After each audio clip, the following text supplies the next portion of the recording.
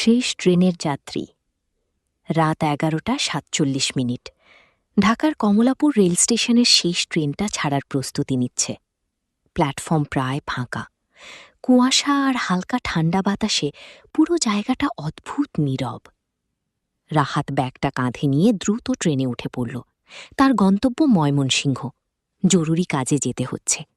কিন্তু সমস্যা হলো সে দেরি করে ফেলেছে, আর পুরো ট্রেনের প্রায় সব বগি ফাঁকা। একজন বৃদ্ধ কুলি পাশ থেকে বলল, ভাই, পেছনের বগিতে যাইয়েন না। রাহাত অবাক হয়ে জিজ্ঞেস করল, কেন? বৃদ্ধ মাথা নিচু করে ফিসফিসিয়ে বলল, ওই বগিতে মানুষ থাকে না। কথাটা শুনে রাহাত হেসে ফেলল। ভূতের গল্প নাকি? বৃদ্ধ আর কিছু বলল না, শুধু দূরে তাকিয়ে রইল। ট্রেন চলতে শুরু করল। রাহাত যেই বগিতে উঠেছে সেখানে আর মাত্র দুজন যাত্রী। একজন ঘুমাচ্ছে, আরেকজন জানালার পাশে বসে বাইরে তাকিয়ে আছে।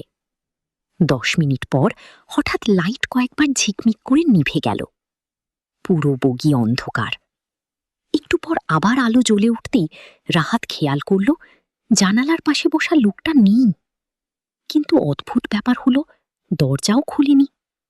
রাহাত ভ্রু কুঁচকাল। লোকটা গেল কোথায়? সে উঠে চারদিকে তাকাল। কেউ নেই। ঠিক তখনই তার কানে ভেসে এলো, তক তক তক।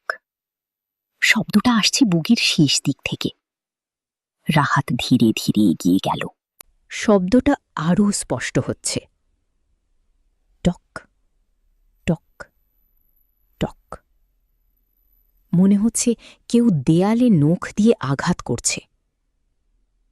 বগির একদম শেষে একটা বন্ধ দরজা। দরজার নিচ দিয়ে কালচে পানি বের হচ্ছে। রাহাত কাঁপা গলায় বলল, কি ওখানে? কোনো উত্তর নেই। হঠাৎ দরজার ওপাশ থেকে নারী কণ্ঠ, দয়া করে দরজা খুলেন। রাহাত থমকে গেল। গলাটা খুব দুর্বল, যেন কেউ অনেক কষ্টে কথা বলছে। সে ধীরে ধীরে দরজার হ্যান্ডেলে হাত দিল। ঠিক তখনই পিছন থেকে কেউ তার কাঁধ চেপে ধরল। রাহাত চমকে ঘুরে দাঁড়াল। একজন টিকিট চেকার দাঁড়িয়ে, চোখ দুটো অস্বাভাবিক ফ্যাকাশে। লোকটা নিচু গলায় বলল, দরজা খুলবেন না। কেন? ভেতরে কেউ আছে? টিকিট চেকার ধীরে মাথা নাড়ল। ওখানে কেউ নেই। 5 বছর আগেই সবাই মারা গেছে। রাহাতের বুকের ভেতর ঠক ঠক শুরু হল। মানে? লোকটা জানালার বাইরে তাকিয়ে বলল, এই ট্রেনের শেষ বগিটা 5 বছর আগে লাইনচ্যুত হয়েছিল। আগুন লেগে পুরো বগি সবাই মারা যায়। তারপর থেকে মাঝে মধ্যে তারা ফিরে আসে। বগির লাইট আবার নিভে গেল। অন্ধকার। এরপর শোনা গেল অনেকগুলো মানুষের ফিসফিসানি, দরজা খুলো, আমাদের বাঁচাও, খুব কষ্ট হচ্ছে। রাহাত মোবাইলের ফ্ল্যাশ চালালো। আলো জ্বালাতেই সে দেখল বগির সব সিটে মানুষ বসে আছে। পোড়া মুখ, গলে যাওয়া চামড়া, ফাঁকা চোখ। তারা সবাই একসাথে রাহাতের দিকে তাকিয়ে আছে। রাহাতের হাত থেকে মোবাইল পড়ে গেল। একজন মহিলা ধীরে দাঁড়াল। তার অর্ধেক মুখ পুড়ে গেছে। সে ফিসফিস করে বলল, তুমি দরজা খুলে দিলে, এখন তুমি আমাদের সাথে থাকবে। হঠাৎ ট্রেনের গতি বেড়ে গেল। জানালার বাইরে কিছুই দেখা যাচ্ছে না, শুধু ঘন অন্ধকার। রাহাত দৌড়ে দরজার দিকে গেল, কিন্তু দরজা খুলছে না। পেছন থেকে শত মানুষের হাঁটার শব্দ। ধীরে ধীরে তারা এগিয়ে আসছে। টিকিট চেকার কোথাও নেই। রাহাত কাঁপতে কাঁপতে পিছনে তাকাল। সবাই দাঁড়িয়ে। তাদের চোখ থেকে কালো রক্ত পড়ছে। একটা ছোট মেয়ে সামনে এসে বলল, আপনি কি আমাদের সাথে খেলবেন?